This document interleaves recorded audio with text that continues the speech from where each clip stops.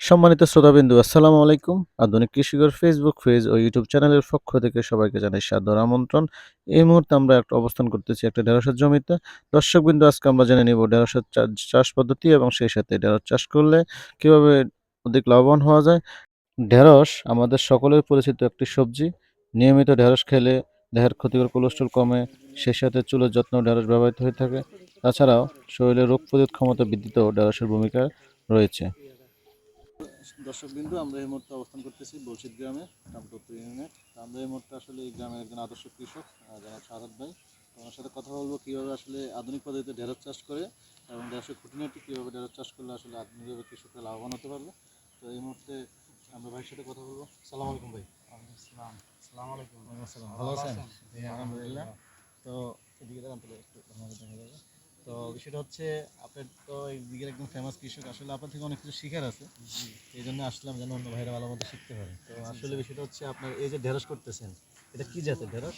এটা হলো যে ইস্পারি কোম্পানির 1820। 1820। এটা কি অতীত করছিলেন ওরকম জি, ভাবে? এটা আমি প্রত্যেক বছর এটা চাষ করি, আল্লাহর রহমতে খুব ভালো রেজাল্ট।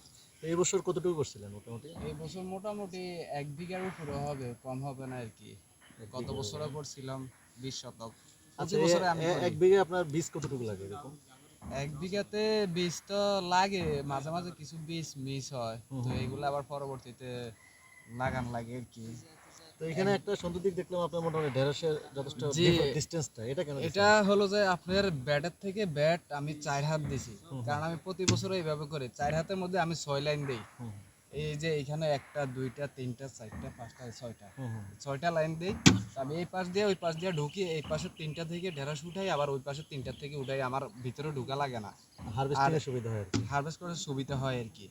আর এটা স্কোয়ারে মনে করছে মুডুম হাত আছে, এইখানে মনে করছে চারিদিকে মুডুম হাত আছে।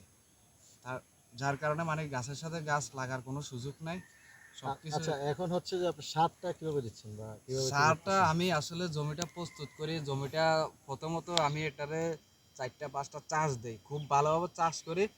শেষ যে চাষটা দিব ওই চাষের সাথে আমি সারগুলা সব কিছু ছিটাইয়া তারপরে যে ওই সার বলতে কি কি সার দেন মূলত? আমি এখানে দেই পটাশিয়াম দেই, ইউরিয়া দেই, তারপরে যাই বাংলা ফসফরাস টিএসপি যেটা বলে এটা দেই, তারপরে দেই আমি গ্লোজিং দেই, ম্যাগনেসিয়াম দেই, থিওবিট দেই, সবগুলো একাত্তরে মিক্স করে তারপরে যে আমি শেষ চাষে সারটা ছিটাই দিয়া ইয়ার পরে জমি প্রস্তুত করা ধরি আর কি, ব্যাট করা শুরু করি। এরপরে যে আমি এখানে সারিবদ্ধভাবে বপন করেন বীজগুলো আর কি। বপন করি। আচ্ছা, এইখানে হচ্ছে আপনার সার দিলেন, তারপর চারা উঠলো, চারা জি, ওঠার পরে কি যত্ন করতে হবে? চারা ওঠার পরে জমিতে আপনার প্রত্যেক দিন পরিদর্শন করতে হবে যে আপনার চারাতে কোনো সমস্যা, পোকামাকড় বা কোনো ছত্রাক আক্রমণ করে কিনা। সবসময় আপনি কেয়ারফুল থাকতেই হবে।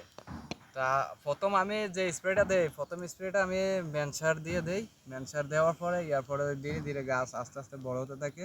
যদি পোকা ধরে, যখন যে পোকা ধরে ওই পোকার মানে আপনার কীটনাশক স্প্রে করা লাগে আর হুম, কি। হুম, হুম। হচ্ছে এটা তো কীটনাশক পোকা ধরলে কীটনাশক স্প্রে করেন, আর পাতায় সমস্যা দেখলে ছত্রাকনাশক স্প্রে করেন, তাই ছত্রাকনাশক তো? স্প্রে করি। তো হচ্ছে এটা, আর হচ্ছে আপনার নিড়ানি যেটা আগাছা মুক্ত, জি, এটা আপনার কেমন খরচ যায় বা কখন দেন? এটা আপনার গাছটা যখন আপনার এখান থেকে এই যে এই ছোট গাছটা দেখা যাচ্ছে, গাছটা যখন এরকম হবে তখন আমি পথে পরে আমি নিড়ানিটা শুরু করি। প্রথম নিড়ানি দেই, এরপরে গাছটা যখন আবার আরেকটু বড় হবে বা আগাছা হলে আরেকটা নিড়ানি দেই। তাহলে দুইটা নিড়ানি দেন দুইটা নাকি? নিড়ানি দেই, দুইটা নিড়ানি দেওয়ার পরে এরপর সেচ দেওয়া শুরু করি। সেচ দেওয়ার পরে আবার আগাছা হলে এই যে শেষ এই যে ফাইনাল নিকটা দিতেছি, এটার পরে আর নির দেওয়া লাগবে না এই জমিতে। এখন গাছ মোটামুটি গাছে ফুল চলে এসেছে। 15-20 দিন, 15 দিন পরে আশা করি তাহলে ঢেঁড়স রমজানকে harvest কেন্দ্র হবে। করে মূলত করছেন আর কি, জি না? জি জি, আচ্ছা, মূলত বিষয়টা হচ্ছে রমজান এখন টার্গেট। পর্যন্ত আপনার খরচ কেমন হবে তাহলে? খরচ এতে আমি মোটামুটি মনে করেন যে আপনার 1 বিঘা জমিতে ঢেঁড়স চাষ করতে হলে আপনার 30,000 টাকা যাবে। 30,000 টাকা, 30,000 তো টাকা ভালো। যাবে। আচ্ছা, এই ক্ষেত্রে আপনার তো অতীত অভিজ্ঞতা আছে, আর জি, কিরকম আশঙ্কা করেন তাহলে যদি আপনার আমি রেটটা মিডিয়াম আশা থাকে আর করি কি? আমি এই জমি থেকে আল্লাহর রহমতে যদি বাজার ভালো পাই, আমি 2 লক্ষ টাকা আশা করি। 2 লক্ষ টাকা 2 আশা লক্ষ করেন? টাকা আশা করি। যাক, আলহামদুলিল্লাহ। আসলে ঢেঁড়সে কিন্তু আপনার ফলন হয়, যে জি, জাতটা লাগাচ্ছেন এটা এটা ভালো ফলন, এই জাত। জাতটা খুবই ভালো। এই জাতটা আপনার দীর্ঘদিন গাছে আপনার ফলন দিয়ে যাবে। গাছ বড় হবে, ফলন আসতেই থাকবে আসতেই থাকবে। ঠিক আছে, ইনশাল্লাহ। আমরা আজকে তো দেখলামই অবস্থা, আমরা ইনশাল্লাহ যখন ফলন হয় তখন আবার একটা ভিডিও নিব আপনার কি অবস্থা। আচ্ছা, ঠিক ঠিক আছে আছে? স্যার। তো ঠিক ভালো আছে। থাকবেন আর কি, ঠিক আছে? ওকে স্যার, আসসালাম। ধন্যবাদ। আসসালামু আলাইকুম।